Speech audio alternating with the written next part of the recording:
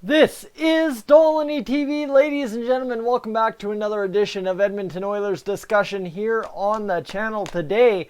I've already had a trade discussion up, so I've had a couple of questions, I'd say over the past about 2 weeks on players the Oilers should be offer sheeting, and something I've come back with to probably 2 out of 4 or 3 out of 5 comments, whatever it's been, it's going to be, if the Oilers don't get into that market, it's going to be an absolute nutty summer for RFA offer sheets, because you look at a couple of teams and they are really in interesting spots if they want to keep competing for the cup, if they want to win a cup, or if they want to keep their players on their team. That's essentially the deal breaker for 3 teams we're going to look at today. 4 guys, give or take, and we'll get to that. But right now, in the range, basically I'm going to set the parameters right now for what you want. The parameters are you don't give up more than a second round pick in next year's draft for any of these players. So essentially that rules you out to a maximum of 4.227 in salary if you're the Edmonton Oilers. Now this fits my whole thing that I've kept chiming in along. If the Oilers can trade one guy out for somebody and that frees up just enough cap space, you can legitimately go out and sign a winger for Nugent Hopkins, for McDavid, Draisaitl at times, for less than 4.5 and be comfortable under the cap. It just takes a little bit of work. So if that little bit of work from a guy like Ken Holland comes about, what realistically can you do now? Well, there's 4 teams, as I said, that have RFAs that are really interesting to the Edmonton Oilers, and they have a lot of cap space, some of them. I mean, I think the cap space ranges between 8 million. I just want to check if there's any LTIR money here. No, there's no LTIR money. So there's anything from 8 million to about 15 million with LTIR money, and for the 3 teams, it's going to be interesting to see how they handle the situation, that's for sure. So, team number 1 would be the Washington Capitals. You take a look at their cap friendly, their roster. Half their roster is either a UFA or RFA this year. And you're looking, the RFAs are Andre Burakovsky, Dmitry Yaskin, Chandler Stevenson, and Jacob Vrana. So actually, let's make this 5 guys, and let's go talk about this in a more complex situation, right? You've got Andre Burakovsky and you've got Jacob Vrana, 2 guys, 23, 24 years old each, and 2 guys that are mainstays within the lineup for the Washington Capitals, don't mind ya. And you go look at Vrana's stats here from this year. This is where it gets really interesting, is he comes out and, hold on, get me all the way down there, has a 47-point season in 82 games played. So if you're the Washington Capitals, I think more over than you would a guy like Burakovsky, you're going to be signing Jacob Vrana. So let's rule him out right there, and let's look back again at my guy I was targeting in Andre Burakovsky, who's coming off of a $3 million salary. So realistically, is he worth anything more than $3 million? No. So you don't go out there and absolutely doom yourself if you're Ken Holland and pay him 4.227. That's stupid. What you throw in, this is all about taking a flyer. Take a flyer on all of these guys and throw in an offer if you can. If you can throw in an offer, the worst that can happen is they can say no. And on offer sheets, that's a pretty good outcome either way. You don't end up signing the player, you keep your cap space, you go into free agency.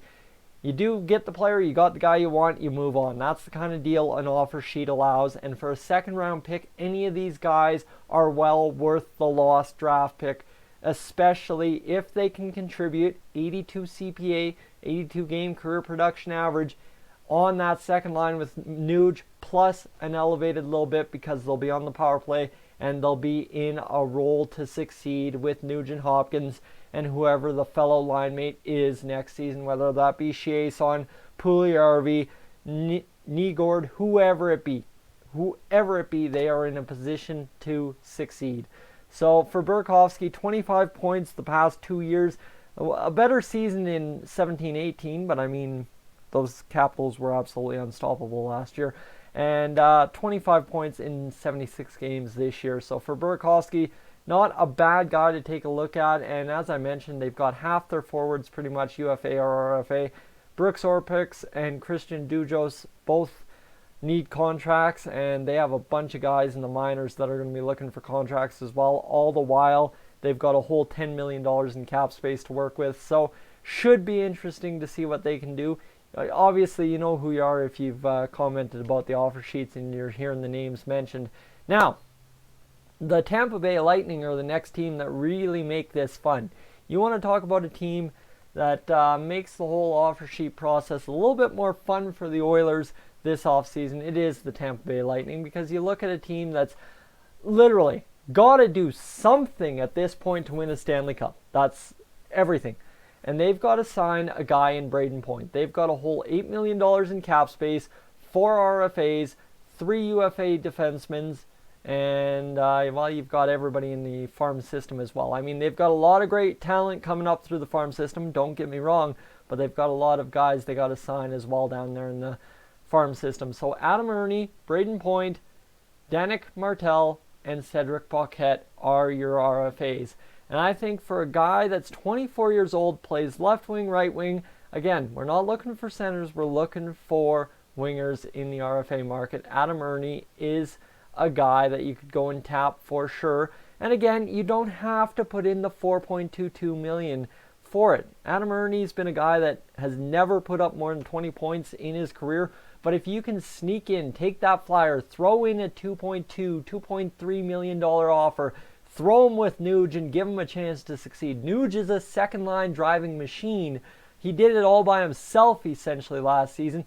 Give him a young kid who wants to learn, who wants to play great hockey. Don't kid yourself. It could definitely pan out very, very well for the Oilers to throw in a $2.25 million offer sheet on a guy like Adam Erne. Of course, what do the Tampa Bay Lightning do to shake things up and make everything work out? Who knows? Braden Point might actually get offer sheeted if they want to go sign Erik Karlsson. It all is up in the air, but that's exactly to my first point off the top, is how essential things are this offseason to getting into the UFA market last and getting into the qualifying offer sheet market first. That's the big thing. The offer sheet market has got to be number one for a lot of teams this year. And now, I keep the Eastern theme going, guys. If you don't know where I'm headed next, the third team on my list, this is an absolute must for almost every team in the NHL that has more than $10 million in cap space.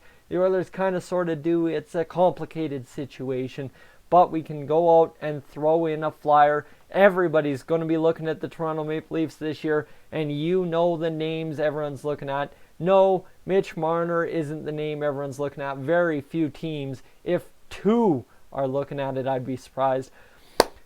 Andres Johnsson and Kasperi Kapanen. 22 years old for Kapanen. Johnsson, 24. These guys, left wing, right wing, and they are 2 guys that look very good. Good CPA after this year, that's for sure. And for Johnsson, 43 points in 73 games. We all know what he did against the Oilers this year. 20 goals, 23 assists. A guy that, well, they're going to have to make a decision between one of them. That's the big challenge.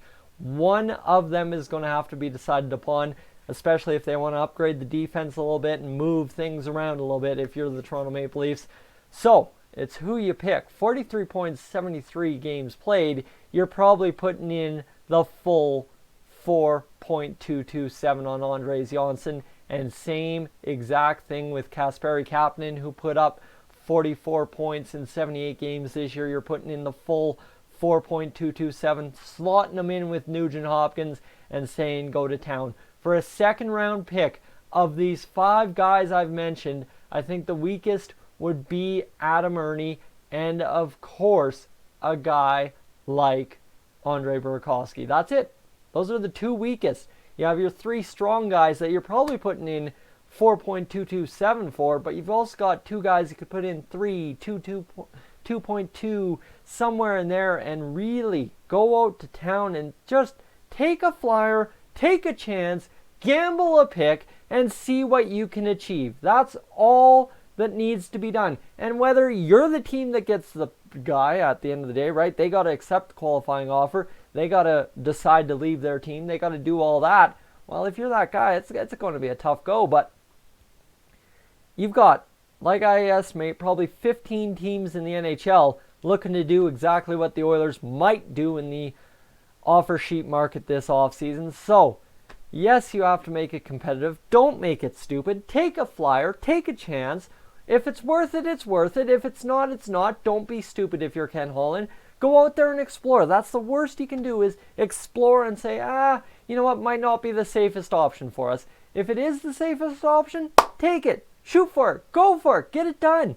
But if not, oh well. That's all that matters. Guys, I'm Tyson, this is Stolen TV. 5 guys, let's discuss in the comments section down below. If you're new to the channel, hit that subscribe button. Leave a like if you enjoyed the video, and we'll catch ya. Phone's going off in the next one.